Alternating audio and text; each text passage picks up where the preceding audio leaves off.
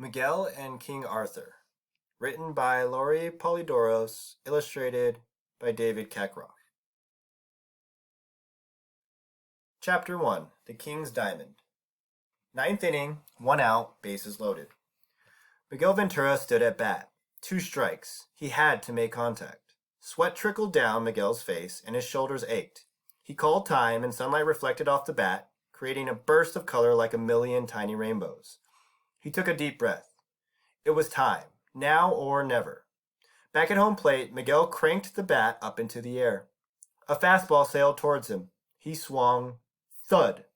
The ball hit the catcher's mitt as the rival team roared their approval. Miguel couldn't hide his disappointment as he jogged to the dugout. The other team needed one more out to win the game. He had pictured himself hitting the winning home run and his teammates lifted him high into the air after he crossed home plate.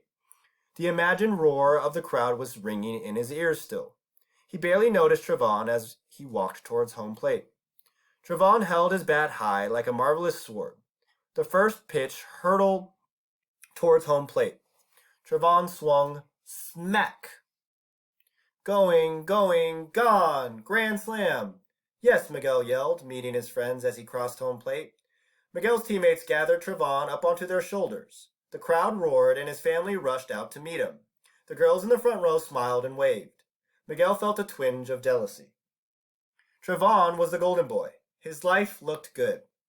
On the way to the pizza parlor, Miguel asked, "I need some batting tips, Trevon." He pushed past a brown-haired girl from the front row. Trevon glanced back, but Miguel ushered him on. "I've struck out 10 times in the last 3 games. Coach is going to bench me unless I get some help." "Ask Leo," Trevon said. "He's got a decent batting average." "Not like you," Miguel said. "You're the king." Miguel grabbed 4 slices of pizza off the table. "It's time for the king to share his wealth. Let's meet at the batting cages every day this week." "Share my wealth?" Trevon said. "If I'm going to be coaching you every day, when am I going to practice?" "You've got your glory," Miguel said. "Now you can spread it around." The brown-haired girl waved again. Trevon waved back.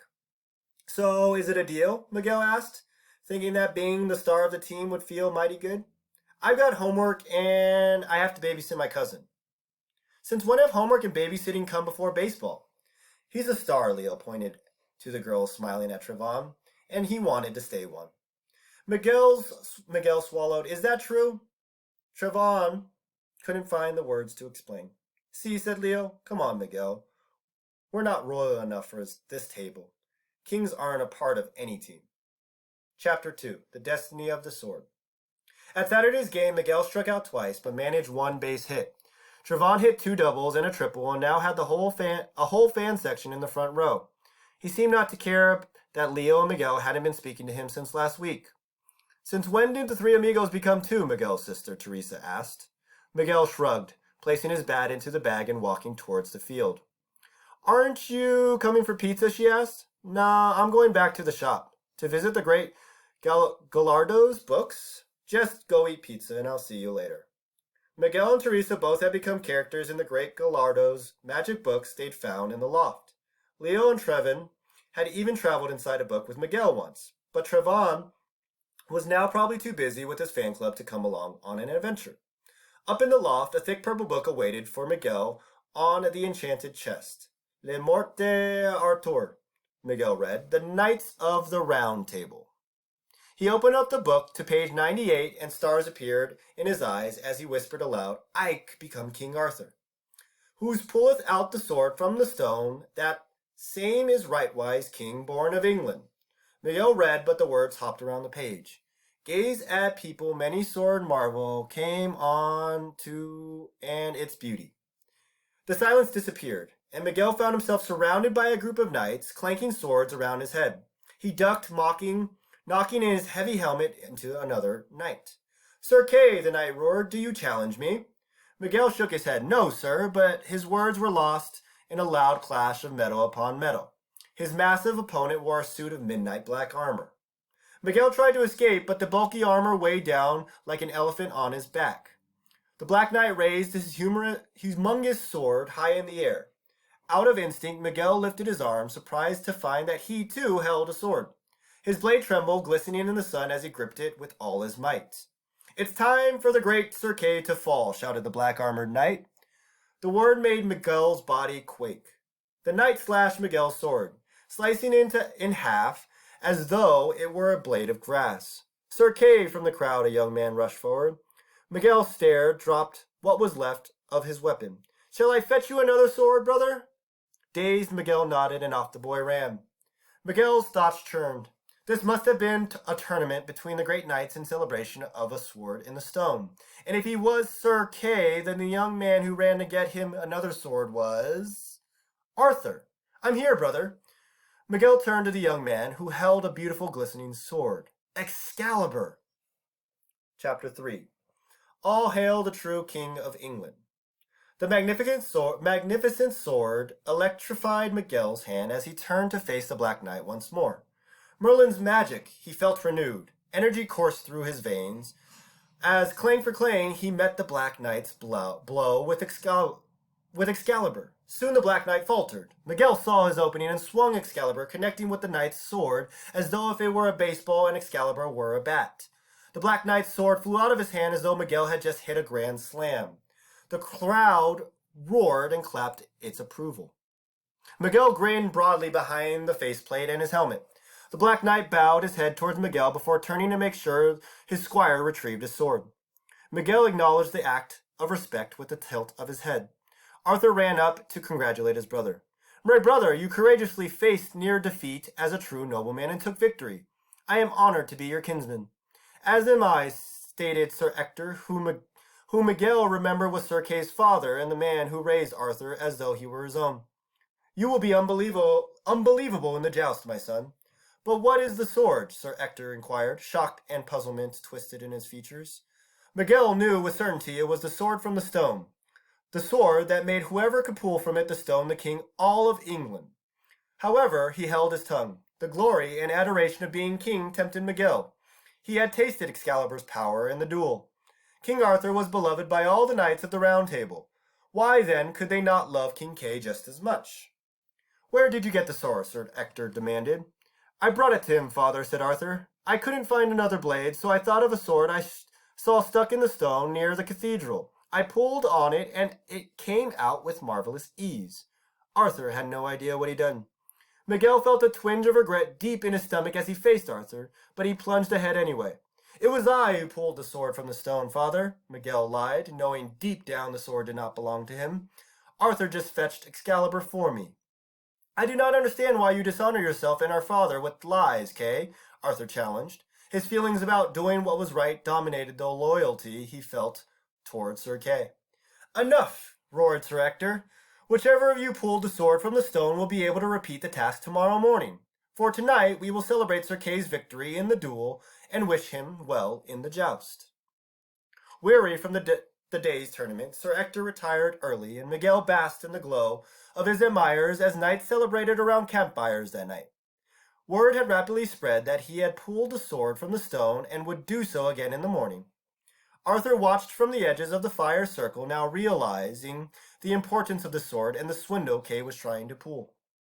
The next morning, following a procession of knights, kings, and their royal courts, MIguel went to the stone. The crowd parted, leaving a tall, bearded man in its wake. Merlin. As he walked forward, his gray velvet cape dragged behind, leaving iridescent swirls in the soil. His eyes were intense, as though MIguel were looking through a microscope into Merlin's soul. "Sir Kay," Merlin said, "let us watch the miracle."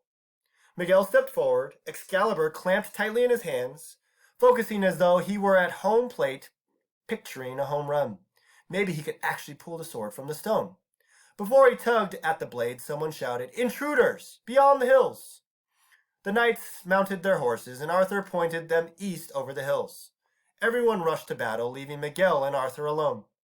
"Here," Arthur said, grabbing the sword's hilt. "If you want glory for your treachery, take it." MIguel stared at Arthur and Excalibur. As though the stone were butter, Arthur slid Excalibur from its home and kneeled down before Sir Kay, just as the crowd returned.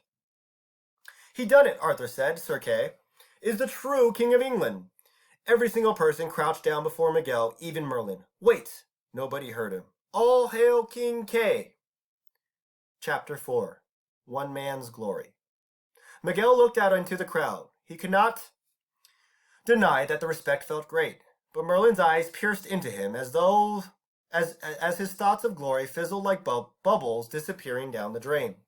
"Wait," he cried, "I am not a king." He glanced around the crowd, but Arthur was nowhere to be found. "Where is my brother?" Arthur had begun the journey home to notify the kingdom, Sir Ector said. "No," Miguel ran towards the royal procession. A long line of horses flowed along a dusty road, and the rightful king rode a white horse to lead the way. "Arthur!" Miguel screamed, but he was too far away. Miguel hopped into the driver's seat of a carriage, grabbed the reins, and rode hard. Soon Miguel approached Arthur. "Wait, please," he cried. "You are the rightful king." "I have no desire for that title," he said. "You will become the mightiest king in all of England," Miguel said. The white horse flowed. "You will rule in the powerful kingdom called Camelot." Arthur stopped. "You will be most respected by all of your knights." Miguel stopped too. "Have you seen the future, brother?" Miguel smiled. "Sort of." "But you are my brother, not the son of Merlin," Arthur said. "You do not know my future, for as only one man, I would never desire the responsibility of governing an entire kingdom. Now go become king. It's what you seem to desire most." "I am not the true king," Miguel shouted to the wind as Arthur rode off. "I know I took young Arthur from King Others himself. It is his destiny." Merlin was suddenly sitting next to Miguel. "Then why am I here?" "Only you can answer that," Merlin said, and with the cryptic statement, the wizard vanished, leaving Miguel alone to his destiny. Share the Wealth, Chapter 5. The center of Sir Ector's castle garden held a labyrinth, and all around flowers and vines grew into swirling, curving structures. Leaves rustled ahead of him, leading Miguel into the maze. "Arthur," he called. Dark clouds rushed over, the air chilled, Excalibur sizzled next to him. He traveled deeper into the maze, following voices that seemed to come from its center. The day grew darker, spookier. Miguel wanted to turn back, but he knew the story would never end unless he moved forward. The time had come to end the game, now or never. "Arthur, you must become king," he said. "It is the only way. And face men like you who will always chase glory and steal and lie to achieve their ends? I was wrong. I let the power of Excalibur eclipse my judgment. You are the true king," Miguel said. "It is your special gift of leadership that the country deserves." "I will not govern alone," Arthur stated. "I need men around me who are willing to be patient, tell me when I am being unfair, and forgive me for when I choose an easy path over the righteous one." Arthur placed his hands on Miguel's shoulders, as Miguel kneeled before him, placing Excalibur in his hands. "All hail King Arthur!" Merlin stood behind them. "To King Arthur," he raised his staff. One glanced in the wizard's eyes, and suddenly Miguel was back in the loft. He scrambled down the ladder and grabbed his favorite bat out of his bag. At the batting cages, Trevon stood still with a wide stance. His fan club was nowhere in sight. Miguel watched and waited. Trevon swung at his last pitch, missed, and then turned and saw Miguel. "I'm sorry," said Miguel. "What for?" asked Trevon, kicking the end of his bat with the toe of his shoe. "I was the jerk, and I needed to be told I was being a jerk." "I'm sorry I let my jealousy keep me from being happy about what a great hitter you are." "I'm sorry too," Trevon said. "Apology accepted," said Miguel. "Yeah," said Trevon, "you want to take some practice swings? I'll give you a few pointers." Miguel smiled and retrieved his helmet. "Come on, let's bat." The end.